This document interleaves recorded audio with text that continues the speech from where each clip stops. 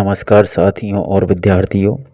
इस वीडियो के अंतर्गत हम कक्षा 10 क्षितिज के पहले पाठ पद, जिसके रचयिता सूरदास जी हैं, के 4 पदों का अध्ययन करेंगे। इस पाठ में जो 4 पद आए हैं वह सूरदास जी के प्रसिद्ध ग्रंथ सूरसागर के भ्रमर गीत से लिए गए हैं। भ्रमर गीत के संबंध में आपको एक जानकारी होना चाहिए कि भ्रमर गीत का अर्थ क्या है। तो इसके लिए मैं आपको एक छोटी सी बात बताना चाहता हूँ कि जब भगवान श्री कृष्ण ब्रज छोड़कर मथुरा चले गए और वहाँ के राजा बन गए और काफ़ी समय तक वह ब्रज में लौट कर नहीं आए, ब्रजवासियों से मिलने के लिए नहीं आए, तो सारे ब्रजवासी उनके आने का इंतज़ार कर रहे थे। लेकिन श्री कृष्ण ने स्वयं ब्रज न जाकर अपने मित्र उद्धव को ब्रज भेजा।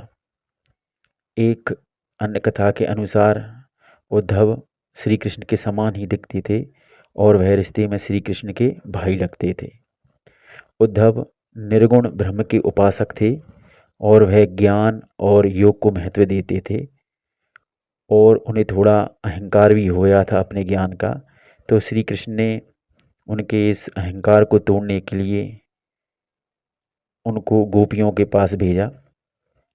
चूँकि गोपियाँ सगुण ईश्वर की उपासक थीं, वह श्री कृष्ण को ही अपना सब कुछ मानती थीं।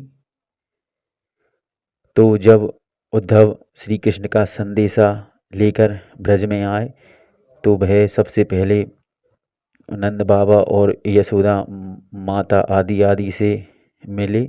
उसके पश्चात वह गोपियों के पास गए। जब गोपियों को पता चला कि मथुरा से उद्धव आए हैं श्री कृष्ण का संदेशा लेकर और उनके हाथ में एक पत्र है, तो वह सारी गोपियाँ उस पत्र पर टूट पड़ीं और इस छीना झपटी में वो पत्र फट गया और एक एक गोपी के हाथ में पत्र का एक एक टुकड़ा आ गया।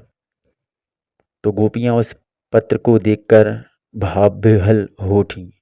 कुछ गोपियाँ उस पत्र को देखकर श्री कृष्ण के अपने पास होने का एहसास में डूबने लगीं।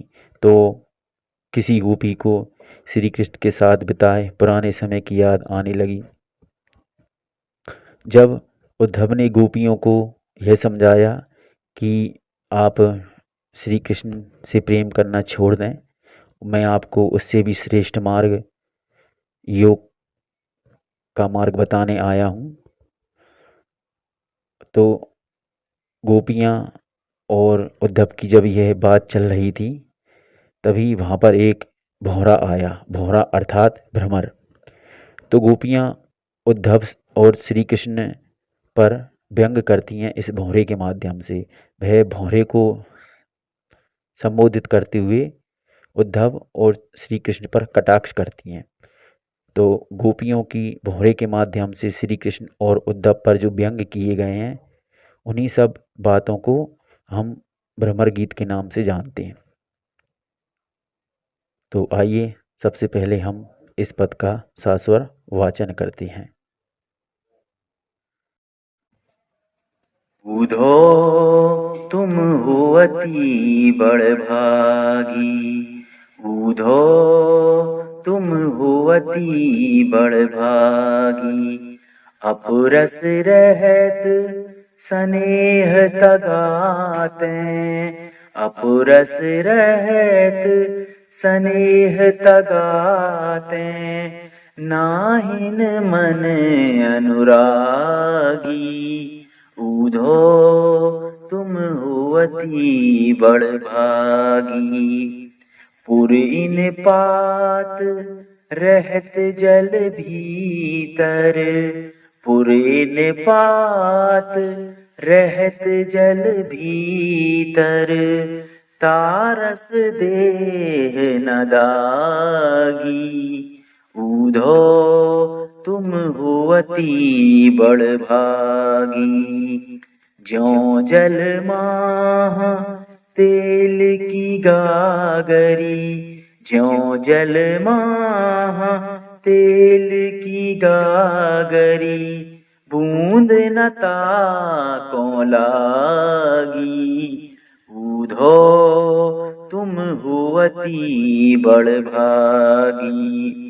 प्रीति नदी में पाँव न बोरेओ, प्रीति नदी में पाँव न बोरेओ। दृष्टि न रूप परागी। ऊधो तुम हुवती बड़भागी। सूरदास अबला हम भोरी, सूरदास अबला हम भोरी। गुर चाटी ज्यों पागी। ऊधो तुम हुवती बड़भागी। ऊधो तुम हुवती बड़भागी। सास और वाचन के बाद आइए अब हम कुछ कठिन शब्दों के अर्थ समझते हैं। बड़भागी, बड़भागी अर्थात बड़े भाग्य वाला यानी कि भाग्यवान। अपरस, अपरस में देखो ये एक परस शब्द है जिसका अर्थ होता है स्पर्श, और अपरस यानी जिसे स्पर्श ना किया गया हो, या इसका एक और मतलब है अछूता, नीरस या अलिप्त भी बोल सकते हैं। अगला है तगा, तगा अर्थात धागा या बंधन भी इसका मतलब हो सकता है, क्योंकि धागा बांधने के काम आता है। अनुरागी, अनुरागी का मतलब होता है किसी से अनुराग करने वाला या किसी से प्रेम करने वाला। ठीक है। अगला है पुरैन पात, यहाँ पुरैन का मतलब है कमल और पात का मतलब है पत्ता, तो पुरैन पात का मतलब हुआ कमल का पत्ता। दागी, दागी का मतलब है दाग या धब्बा, और रस, यहाँ रस का मतलब है जल, या इसका एक और मतलब यहाँ पर आएगा जो कि आपको अर्थ में क्लियर हो जाएगा, आनंद। यहाँ एक छोटी सी बात समझने लायक यह है कि जल की जो बूंद होती है वो जब किसी वस्तु पर आती है तो वहाँ पर वह एक धब्बा या निशान छोड़ जाती है। जैसे अगर हम रात को बर्तन साफ़ कर कर रख दें और उसमें अगर पानी की 2-4 बूंदें लगी रह जाएं तो सुबह हम देखेंगे उन बूंदों की जगह एक धब्बा बन जाता है। यह धब्बा इसलिए बनता है क्योंकि पानी में आसपास जो प्रदूषक पदार्थ होते हैं वो घुल जाते हैं, या धूल मिट्टी उससे जुड़ जाती है पानी से, इसलिए वहाँ पर धब्बा बन जाता है। लेकिन कमल के पत्ते पर कभी भी पानी का धब्बा नहीं बनता, पानी का निशान नहीं बनता। ऐसा इसलिए होता है क्योंकि कमल का जो पत्ता होता है वह पानी को अपनी सतह के ऊपर, अपनी देह के ऊपर टिकने ही नहीं देता। अगर उसमें पानी की बूंद पड़ भी जाए तो वह फिसलकर नीचे पानी में ही आ जाती है। ऐसा इसलिए होता है क्योंकि कमल के पत्ते पर मोम की एक परत होती है, और वह परत जल विकर्षी होने के कारण पानी को टिकने नहीं देती, इसलिए कमल के पत्ते पर धब्बा नहीं बनता। आइए अगला कठिन शब्द देखते हैं। प्रीति नदी, प्रीति नदी अर्थात प्रेम की नदी। बोरेओ, बोरेओ का मतलब है डुबोया या डुबाना। रूप परागी, रूप परागी का अर्थ हुआ सौंदर्य रूपी पराग को प्रेम करने वाला या सौंदर्य पर मोहित होने वाला। वैसे आपको पराग का मतलब पता होगा, पराग फूलों का मीठा रस होता है जिसका सेवन भंवरे वगैरह करते हैं। तो रूप परागी का मतलब हुआ रूप रूपी पराग का या रूप रूपी रस का सेवन करने वाला। आगे भूरी, भूरी का अर्थ है भूली। गुर, गुर अर्थात गुड़। चांटी अर्थात चींटी। ज्यों अर्थात जैसे। पागी अर्थात लिपट गई या ओतप्रोत हो जाना। शब्दार्थ के बाद आइए अब हम संदर्भ पढ़ते हैं। प्रस्तुत पद हमारी पाठ्य पुस्तक क्षितिज के पाठ पद से लिया गया है। इसके रचयिता या कवि सूरदास जी हैं। प्रसंग: प्रस्तुत पद में गोपियाँ उद्धव को व्यंग के माध्यम से यह जताना चाह रही हैं कि तुमने कभी प्रेम नहीं किया है, इसलिए तुम हमारे प्रेम की अनुभूति नहीं कर सकते हो। अर्थात गोपियाँ उद्धव पर व्यंग कस रही हैं, तंज कस रही हैं और उनसे कह रही हैं कि तुमने प्रेम नहीं किया, इसलिए तुम हमारे प्रेम को नहीं समझ पा रहे हो। प्रसंग के बाद आइए अब हम व्याख्या को समझते हैं। ऊधो तुम हो अति बड़ भागी। गोपियाँ कह रही हैं, हे ऊधो, तुम अति बड़ भागी हो। बड़ भागी अर्थात भाग्यवान हो, अति भाग्यवान हो, तुम बहुत ज़्यादा भाग्यशाली हो। क्यों?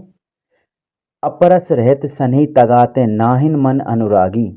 अपरस यानी अछूते, रहत यानी रहे, सनहि यानी प्रेम के, तगाते यानी धागे या बंधन से। तुम प्रेम के बंधन से अभी तक अछूते रहे। नाहिन मन अनुरागी, नाहिन ना ही तुम्हारा मन अनुरागी हुआ, अर्थात श्री कृष्ण के प्रेम में पड़ने वाला हुआ या श्री कृष्ण को चाहने वाला भी तुम्हारा मन नहीं हुआ। इसलिए तुम बड़े भाग्यशाली हो। क्यों? क्योंकि अगर तुम प्रेम में पड़ते तो तुमको भी विरह की पीड़ा सहन करनी पड़ती और तुम विरह की पीड़ा सहन करने से बच गए, इसलिए तुम बड़े भाग्यशाली हो।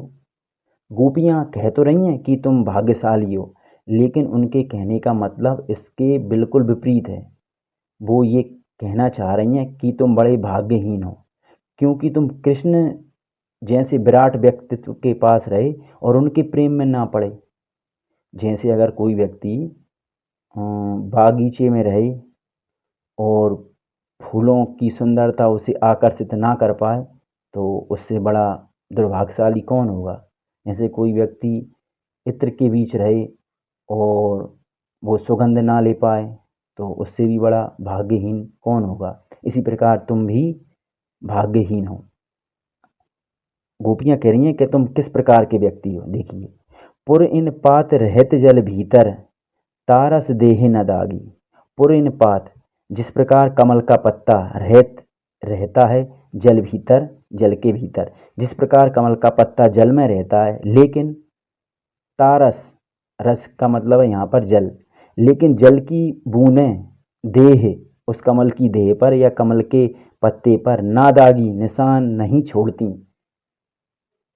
लेकिन जल की बूंदें उस कमल के पत्ते पर दाग नहीं लगा पाती।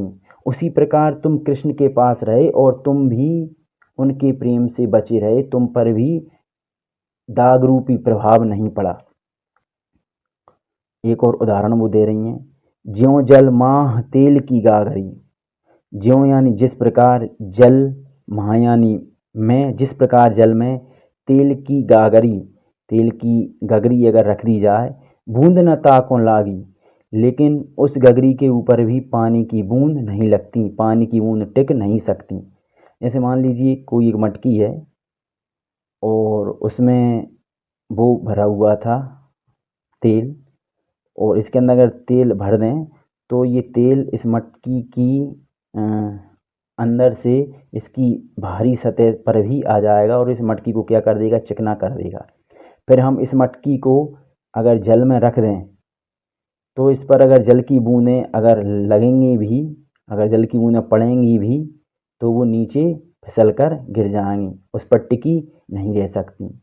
तो गोपियों का कहने का मतलब है कि आप भी इसी प्रकार के व्यक्ति हैं कि कृष्ण के पास रहे, प्रेम के सागर के पास रहे, लेकिन प्रेम का असर आप पर नहीं हुआ।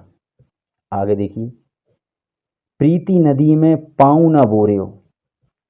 गोपियाँ कह रही हैं कि आपने प्रेम की नदी में पैर तक नहीं बोरा, बोरियो अर्थात बोरा अर्थात डुबाया। आपने प्रेम की नदी में अपना पैर तक नहीं डुबाया। दृष्टि न रूप परागी, और ना ही आपकी दृष्टि रूप परागी, मतलब कृष्ण के सौंदर्य पर मोहित हो पाई। रूप का यहाँ मतलब कृष्ण के सौंदर्य से है, तो कृष्ण के सौंदर्य रूपी पराग पर आपकी दृष्टि मोहित नहीं हो पाई, आप कृष्ण के सौंदर्य से आकर्षित नहीं हो पाए, उनके प्रेम ने आपको नहीं बांध पाया। ऐसा इसलिए हुआ क्योंकि आप बड़े चतुर हैं, और चतुर व्यक्ति प्रेम नहीं कर सकता। प्रेम तो बड़े सरल हृदय का काम है, चतुर या चालाक हृदय का काम प्रेम नहीं है। अब गोपियाँ अपने लिए कहती हैं कि सूरदास अबला हम भोरी। गोपियाँ कहती हैं कि हम अबला हैं और हम क्या हैं, भोली हैं। आप तो चतुर हो लेकिन हम भोली हैं। आपके पास तो योग बल है, ज्ञान का बल है, लेकिन हम कैसी हैं, हम अबला हैं। हमारे पास किसी भी प्रकार का बल नहीं है, इसलिए हम श्री कृष्ण के प्रेम में पड़ गईं। और किस तरह पड़ी श्री कृष्ण के प्रेम में? गुर चाटी ज्यों पागी। जिस प्रकार गुर में चाटी अर्थात चींटी, पागी अर्थात लिपट जाती है और अपना जीवन वहीं समाप्त कर देती है, गुड़ को छोड़कर जाना नहीं चाहती, उसी प्रकार हम श्री कृष्ण के प्रेम में पड़ गईं और हम भी श्री कृष्ण को छोड़कर कहीं जाना नहीं चाहती। व्याख्या के बाद आइए अब हम विशेषता को समझते हैं। पहली विशेषता, गुड़ और चींटी के उदाहरण द्वारा गोपियों ने श्री कृष्ण के प्रति अपने प्रेम की गहनता को व्यक्त किया है, अर्थात गोपियों ने यह बताया है कि वह श्री कृष्ण से कितना गहरा प्रेम करती हैं। दूसरी विशेषता, पद में ब्रज भाषा का निखरा हुआ रूप है। तीसरी विशेषता, यह जो कविता है इसका छंद गेय पद है। चौथी विशेषता, पद में रूपक, अनुप्रास, अलंकार का प्रयोग हुआ है। देखिए रूपक अलंकार कहाँ है? प्रीति नदी, प्रीति नदी अर्थात प्रेम रूपी नदी। स्नेह तगा, स्नेह तगा अर्थात प्रेम रूपी धागा, इसमें रूपक अलंकार है। इसी प्रकार अनुप्रास अलंकार भी है। देखिए पुरेन पात, पुरेन का पा और पात का पा मतलब पास वर्ण की आवृत्ति हो रही है, इसमें अनुप्रास अलंकार है। इसके अलावा बड़भागी में ब्याज निंदा अलंकार है, क्योंकि यहाँ प्रशंसा के बहाने निंदा की जा रही है। इसी प्रकार ज्यों जलमा, यह उदाहरण अलंकार है, और गुर चाटी ज्यों पागी, इसमें उपमा अलंकार है। अगली विशेषता है व्यंग परक शैली। यह जो कविता है यह व्यंग परक शैली में है।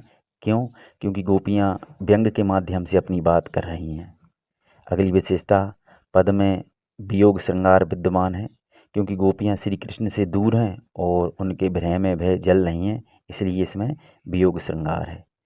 अगली विशेषता है काव्य में माधुर्य गुण है। श्रृंगार रस की कविताएं अधिकांशतः माधुर्य गुण में होती हैं, तो इसमें भी माधुर्य गुण है। उम्मीद है आपको इस पद का संदर्भ, प्रसंग, व्याख्या और विशेषता समझ में आई होगी। वीडियो में अंत तक बने रहने के लिए आप सभी का धन्यवाद।